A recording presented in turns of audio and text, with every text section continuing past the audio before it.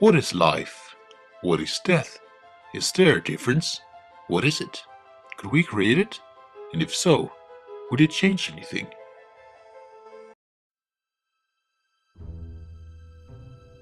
What life is a topic scientists have been trying to answer for generations, and we still don't know the full extent of it, though we have noticed similar traits shared throughout living beings, which includes the fact that living beings needs to be very organized, or that is to say that the cells creating the living being needs to be highly organized by performing complex biochemical processes needed to maintain their structure and functions, such as a brain or a heart, for example. Having a way of sustaining that organization by, for example, having a constant body temperature, which in turn helps the cells making you stay alive. Being able to consume different forms of nurturies and converting those nurturies into different forms of energy, or in other words, eating, reproduce or in some way or form create more of itself, grow and react to the environment, and undergo some form of evolution. This creates a list of the properties of life, and it helps us determine such things as what makes a tree being alive while a share is not. Since a tree shares all of these properties, while a share is no longer able to grow or show any signs of evolution on its own.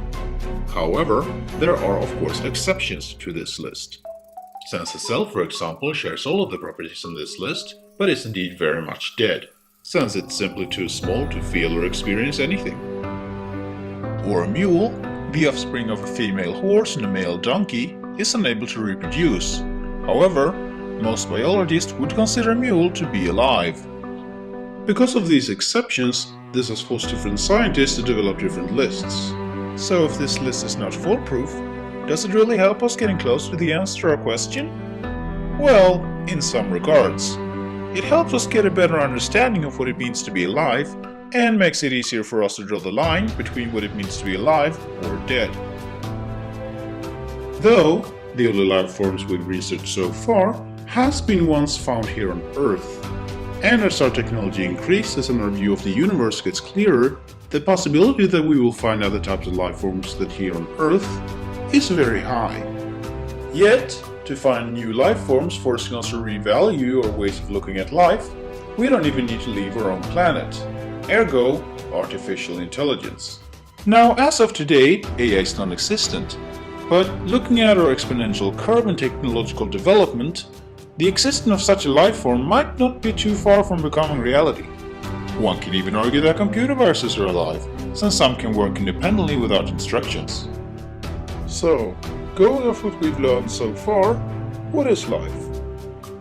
Is life the aggregate of all these reaction processes taking place inside you? The DNA linking different species together? Or perhaps it's the information forming your memories? Well, to put it simply, we don't know.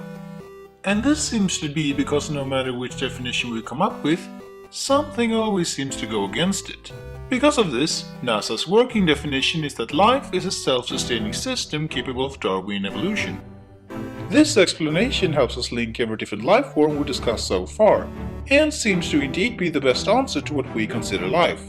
But is it really?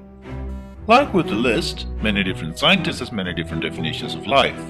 This might be because new knowledge is constantly discovered, but perhaps it's something different.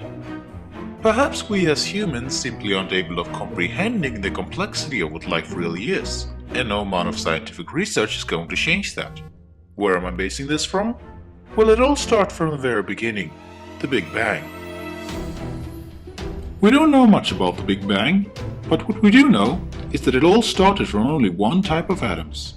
These atoms later started bonding together, forming new atoms which bonded together, forming new equations creating huge and beautiful structures. As time went on, these equations started becoming more and more complex.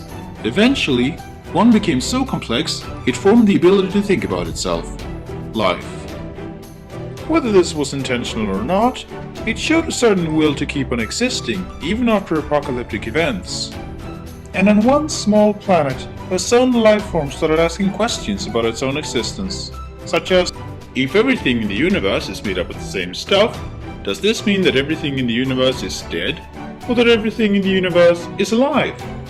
Does this mean that we can never die, because we were never alive in the first place? Is life and death an irrelevant question, and we just never noticed it yet? These are questions asked by a strange equation, questions lost throughout the strange and beautiful universe. Perhaps we will never know the answer to these questions, but in the end, isn't it thinking about these questions that makes us feel alive?